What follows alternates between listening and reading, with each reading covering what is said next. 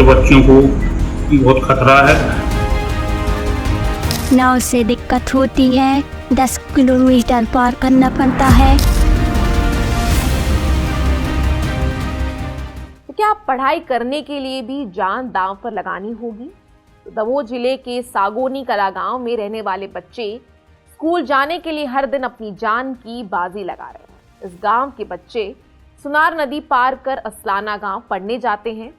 पुल बन गया है लेकिन रास्ता नहीं है। यदि घूमकर जाएंगे तो 2 गांव पार करते हुए उन्हें 10 किलोमीटर का सफर तय करना पड़ेगा और नाव से जाते हैं तो 1 किलोमीटर से कम दूरी तय कर स्कूल पहुंच जाते हैं। इसलिए गांव के बच्चे टूटी नाव में हर दिन जोखिम उठाकर स्कूल पहुंचते हैं। स्कूल प्रबंधन भी इस बात को मानता है कि बच्चे जोखिम उठा रहे हैं, लेकिन उनके पास इसका कोई हल नहीं है। स्कूल के प्राचार्य हरि गोविंद तिवारी का कहना है कि वरिष्ठ अधिकारियों तक इस समस्या की जानकारी पहुंचाई गई है। शासन से उम्मीद लगाए बैठे हैं कि पुल का रास्ता बन जाए तो यहाँ के बच्चों का जोखिम खत्म हो जाए। अधिकारी कह रहे हैं कि हम देखते हैं।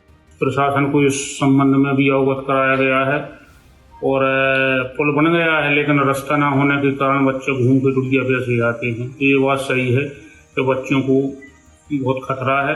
तो जब नदी बहुत ज़्यादा आ जाती है तो फिर या तो बच्चे आते नहीं हैं और आते हैं तो जान जोखिम में डाल के आते हैं। ये बात सत्य है और अब इस संबंध में प्रशासन को निर्णय लेना है जो भी। पथरिया ब्लॉक का सागोनी कला गांव और दूसरी तरफ असलाना गांव, इन दोनों गांव के बीच से सुनार नदी निकली है।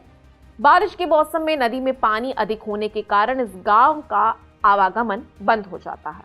या तो इन्हें नाव के सहारे आना पड़ेगा या फिर घूमकर सागोनी से चिरोला और चिरोला से असलाना पहुंचना पड़ेगा। इसमें दूरी अधिक है, इसलिए लोग इस रास्ते का उपयोग कम ही करते हैं। और 2 साल पहले इन दोनों गांव को जोड़ने के लिए सुनार नदी पर एक पुल निर्माण किया गया, लेकिन दोनों तरफ निजी जमीन के कारण रास्ता नहीं मिल रहा। किसान अपनी जमीन देने को तैयार नहीं। इसे अधिकारियों की लापरवाही कहीं या मनमानी। पुल निर्माण की अनुमति देने से पहले यहां पर सड़क के लिए जमीन का अधिग्रहण नहीं किया गया। स्कूल में पढ़ने वाले बच्चे भी नदी पार करते समय डरते हैं, लेकिन उन्हें स्कूल आना है इसलिए मजबूरी है। स्कूल में पढ़ने वाली छात्रा काजल अग्रवाल कहती है कि नाव से जाते समय डर लगता है, लेकिन मजबूरी है इसलिए आना पड़ता है। काजल अग्रवाल, स्कूल जाते हैं रोज, नाव से दिक्कत होती है, 10 किलोमीटर पार करना पड़ता है और नदी आ जाती तो डर लगता है। नाव पे से रोज को आना जाना। एक और छात्रा नंदनी अहिरवाल का कहना है कि नदी पार करते समय डर लगता है, लेकिन पढ़ना है इसलिए नाव से आना जाना पड़ता है। हम नदी पार करने में डर लगता है, रोज आते हैं।